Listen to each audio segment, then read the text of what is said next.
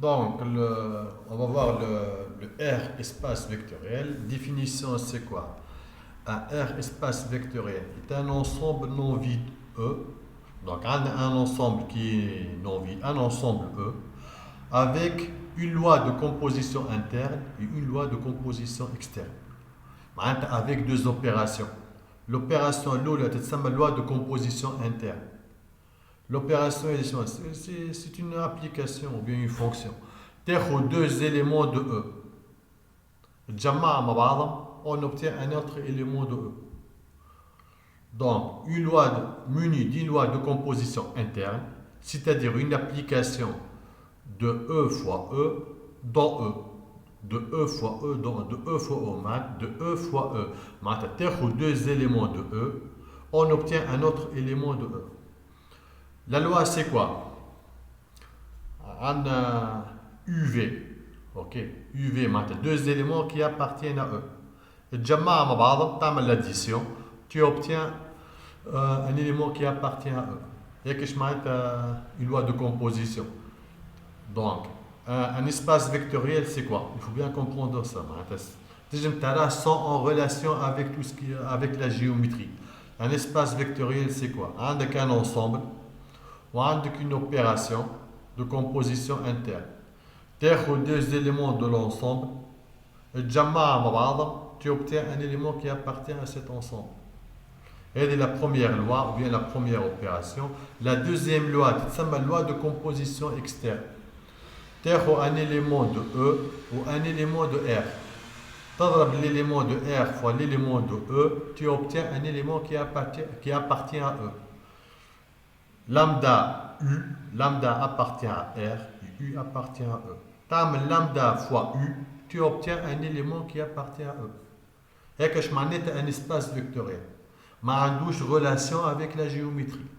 Donc un espace R vectoriel, précisément. Un espace R vectoriel, نسميه حتى espace vectoriel. C'est pas très grave. Donc un ensemble non vide. وعندي une opération de composition interne.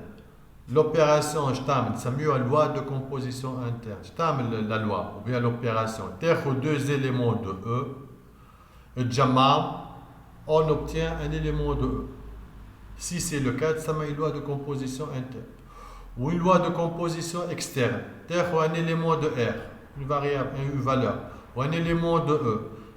تضرب l'élément de E fois la variable réelle, on obtient un élément qui appartient à E. هيك معناتها loi de composition externe. Ok? Loi de composition interne, تاخد deux éléments de E تجمعهم, ou loi de composition externe, تاخد un élément de R ou un élément de E وتضربهم في بعضهم. On obtient un élément qui appartient à E. Ok?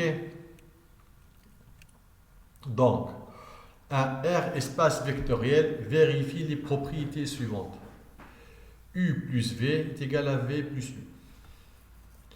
U plus, entre parenthèses, V plus W est égal à U plus V, entre parenthèses, plus W. Bien sûr, U, V, W appartiennent à E. Il existe aussi un élément neutre, 0. Je m'arrête à l'élément neutre. Un élément U plus cet élément neutre, on obtient U. L'élément neutre a effet à la U. Et aussi, on a l'élément symétrique, U'. Je m'arrête à symétrique. U' est symétrique du U. U plus U' est égal à l'élément neutre. Et que je m'arrête à symétrique. Ok. Aussi, on a 1 fois U est égal à U. Un élément neutre pour la loi de composition externe. Aussi, on a lambda fois, entre parenthèses, mu fois U est égal à lambda fois mu, entre parenthèses, fois U. Avec lambda et mu qui appartiennent à R et U appartient à E. Septièmement, on a lambda multiplié par U plus V est égal à lambda fois U plus lambda fois V. Lambda appartient à R et U, V appartient à E.